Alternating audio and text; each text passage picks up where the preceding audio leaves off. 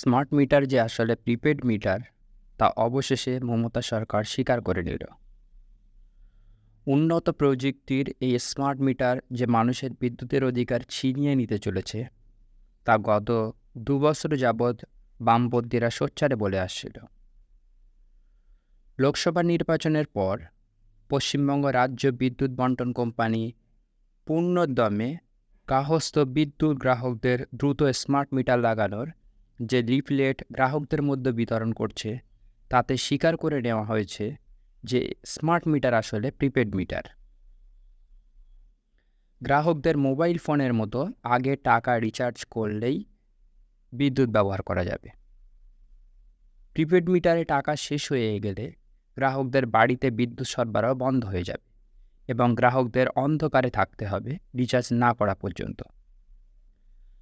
1898 সালে ব্রিটিশ ভারতে কলকাতা প্রথম বাণিজ্যিক বিদ্যুৎ ব্যবস্থা চালু হওয়ার পর থেকে 125 বছর ধরে গ্রাহকদের 1 মাস, রাজ্য বণ্টন সংস্থার ক্ষেত্রে 3 মাস বিদ্যুৎ ব্যবহার করার পর গ্রাহকদের বাড়িতে রিডিং নেওয়া হয়ে থাকে। তারপর বিল আসে প্রায় 10 দিন পর এবং আরও 10 দিন সময় পাওয়া যায় ডিউ ডেটের মধ্যে বিল জমা করার। ডিউ ডেটে গরিব গ্রাহকরা আর্থিক কারণে বিলের টাকা জমা না দিতে পারলে 14 দিনের মধ্যে সারচার্জ দিয়ে বিদ্যুৎ বিল জমা দেওয়া হয়। এই প্রিপেড স্মার্ট মিটার চালু হয়ে গেলে গ্রাহকরা অগ্রিম টাকা জমা করলেই বিদ্যুৎ ব্যবহার করতে পারবে। আর্থিকভাবে পিছিয়ে থাকার জন্য আমাদের দেশে ধনীদের বিদ্যুৎ মাশুল কিছুটা বেশি রেখে 70% গ্রাহককে পারস্পরিক ভর্তুকির মাধ্যমে কিছুটা স্বল্প মূল্যে বিদ্যুতের মাশুল ঠিক করা হয়ে থাকে। স্মার্ট মিটার চালু হয়ে গেলে রান্নার গ্যাসের মধ্যে পারস্পরিক ভর্তুকি চিরতরে বন্ধ হয়ে যাবে। বিদ্যুৎ আইন অনুযায়ী 2003 অনুযায়ী বিদ্যুৎ বণ্টন ব্যবস্থা বেসরকারি কোম্পানির হাতে ছেড়ে দিলে লুটেরা স্বর্গরাজ্য প্রতিষ্ঠা করার জন্য এই স্মার্ট প্রিপেড মিটার চালু করেছে মোদী সরকার, আর তাকে সমর্থন জানাচ্ছে মমতা সরকার।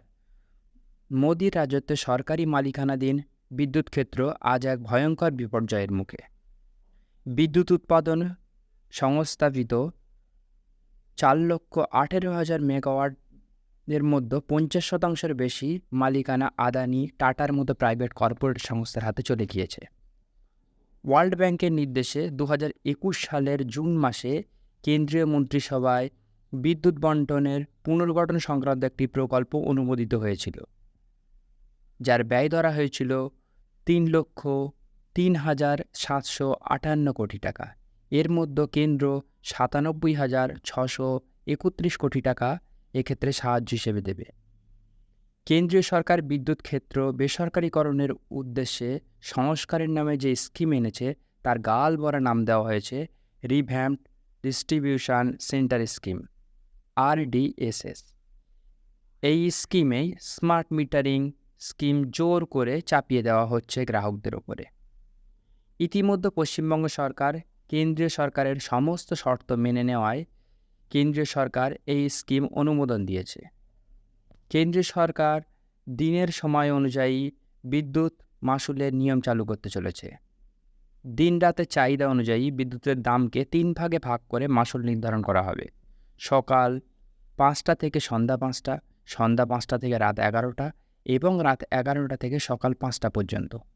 সন্ধ্যার সময় বিদ্যুতের চাহিদা থাকবে সর্বোচ্চ ও দিনের বেলায় কিছুটা কম।